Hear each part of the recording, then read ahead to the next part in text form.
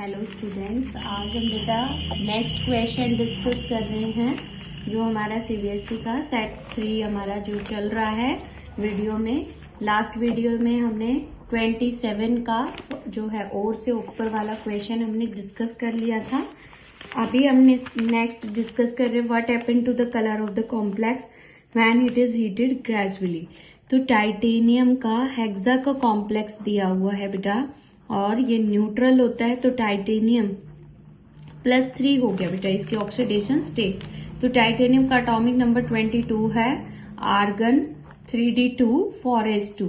अगर 3 इलेक्ट्रॉन चले गए तो क्या बचेगा, आर्गन 4s1 सॉरी 3d1, क्योंकि 4s से तो 2 इलेक्ट्रॉन चले गए और एक यहां से चला गया, तो क्या बचा 3d1।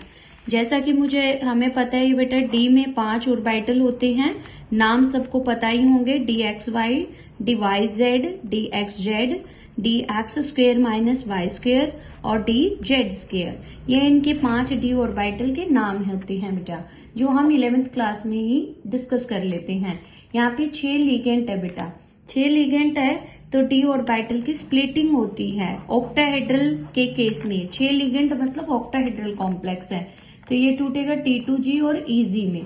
T2G में 3 ऑर्बिटल जाते हैं, dxy, dyz और dxz, और EG में जाते हैं 2, dx² माइनस y² और dz²। अब आपको पता है बेटा D1 सिस्टम है तो 1 इलेक्ट्रॉन D1 में होगा, और आपको पता है कोई भी इलेक्ट्रॉन पहले किस में जाता है, लोअर एनर्जी में। तो लोअर एनर्जी का कौन है, T2G है, तो यहाँ चला गया मेरा इलेक्ट्रॉन। अब क्वेश्चन अगर हम आगे करें तो वो कह रहा है when it is heated what happen. अगर मैं इस कॉम्प्लेक्स को हीट करूं तो जो बेटा डी में 1 इलेक्ट्रॉन है वो हीट करने से क्या होगा, अपनी ग्राउंड स्टेट से कहाँ चला जाएगा, एक्साइटेड स्टेट में चला जाएगा, यानी कि T2G को छोड़ के कहाँ चला गया, EG में चला गया, और जो कि है हायर एनर्जी का, जो कि अनस्टेबल है। तो मेरे D1 से क्या हो गया, D0 कॉन्फ़िगरेशन होगी, क्योंकि T2G से तो इलेक्ट्रॉन रिमूव हो चुका है। और जब भी बेटा हमारे पास D में 0 इलेक्ट्रॉन हो या D में 10 इलेक्ट्रॉन हो तो वो कंपाउंड हमेशा क्या होते हैं, कलरलेस होते हैं। तो इसीलिए हम क्या कहेंगे, जो टाइटेनियम का हेक्सा का जो कॉम्प्लेक्स है वो तो कलर्ड है, बट अगर मैं इस कॉम्प्लेक्स को हीट कर दूंगी तो वो D1 से D0 में चेंज हो जाएगा, जिससे वो बन जाएगा आपका कलरलेस। तो ये था बेटा हमारा। नेक्स्ट क्वेश्चन है write the electronic configuration for D5 if the del naught greater the P। तो ये कह रहे D5 सिस्टम है, तो यहाँ पे बेटा देखो पेयरिंग एनर्जी ज्यादा है, और पेयरिंग एनर्जी ज्यादा और क्रिस्टल फील्ड एनर्जी क्या है, कम है। तो जैसा कि अभी मैंने D की स्प्लिटिंग आपको बताई है कि D में 5 ऑर्बिटल होते हैं, T2G और EG में जाते हैं, तो T2G और EG, और 5D है तो 5 इलेक्ट्रॉन है मेरे पास। अब 5 इलेक्ट्रॉन है तो बेटा पहले हमारा गया 1 2 3। अब बात आई कि नेक्स्ट जो 4th इलेक्ट्रॉन है वो EG में जाएगा या यहाँ पेयरिंग होगा। तो ये चीज डिसाइड कौन करते हैं, क्रिस्टल फील्ड। अगर क्रिस्टल फील्ड ज्यादा है तो फिर वो स्ट्रॉन्ग लिगेंड होगा, और उसकी ज्यादा होगी तो वो पेयर्ड अप कर देगा लोअर वाले में। अब हमारी पेयरिंग ज्यादा, क्रिस्टल फील्ड कम है, तो फिर 5th इलेक्ट्रॉन मेरा EG में, 4th इलेक्ट्रॉन EG में और 5th इलेक्ट्रॉन भी EG में।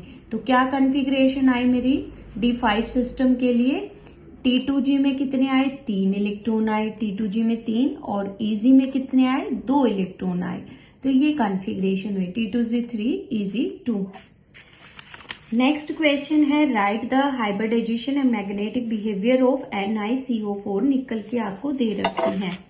तो निकल में बेटा जो कार्बोनाइल लिगेंड होता है, इस कॉम्प्लेक्स पे कोई चार्ज नहीं है और ये न्यूट्रल है, तो इसकी जब भी कार्बोनाइल किसी भी लिगेंड में सिर्फ कार्बोनाइल एज ए लिगेंड हो तो उस मेटल की ऑक्सीडेशन स्टेट 0 होती है, 0 ऑक्सीडेशन स्टेट है। इसका एटॉमिक नंबर कितना है, आर्गन 3d8, एटॉमिक नंबर 28 है, कॉन्फ़िगरेशन आर्गन 3d8 4s2 होती है। टोटल 28 इलेक्ट्रॉन है, 18 आर्गन में है, देन 220 एंड 8।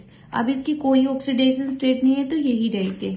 अब हम बात करें, जैसा कि हमने पिछली वीडियो में डिस्कस किया था कि D में 5 ऑर्बिटल होते हैं, 3D हो गया, एक 4s हो गया और एक 4p हो गया।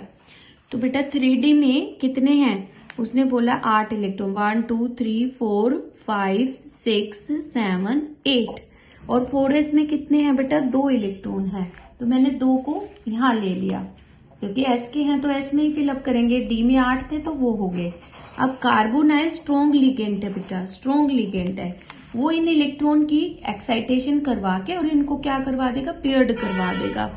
पेयर्ड कराएगा तो 1 2 3 4 5 6 7 8 और 2 इलेक्ट्रॉन ये भी आ जाएंगे, पेयर्ड अप हो गया। ये तो फुल्ली फिल्ड हो गया। अब S खाली हो गया, P भी खाली हो गया। 4 लिगेंड है, CO के 4 लिगेंड है बेटा। ये चारों लिगेंड अपने लोन पे डोनेट करेंगे, एक S में और 3 P में करेंगे, एक S में और 3 P में करेंगे। तो क्या हाइब्रिडाइजेशन हुई, sp3, sp3। और sp3 हुई तो क्या होगी हमारी ज्योमेट्री, टेट्राहेड्रल। और बेटा देखो यहाँ पे क्या हुआ है, सारे इलेक्ट्रॉन पेयर्ड हो गए हैं, पेयर्ड हो गए हैं। तो ये कैसा कैरेक्टर होगा, पेयर्ड होते हैं तो डायामैग्नेटिक, डायामैग्नेटिक इसका मैग्नेटिक बिहेवियर होगा। तो इसमें 1 मार्क्स के क्वेश्चन में यही पूछे, right the hybridization and magnetic behaviour. तो हाइब्रिडाइजेशन तो हो गई मेरी sp3, अगर ज्योमेट्री पूछे तो टेट्राहेड्रल और डायामैग्नेटिक इन नेचर। तो ये था बेटा हमारा 27 क्वेश्चंस का सेकंड पार्ट जो और में था। अगर आपको वीडियो अच्छी लगे तो वीडियो को लाइक करें, शेयर करें, चैनल को सब्सक्राइब करें। Thank you.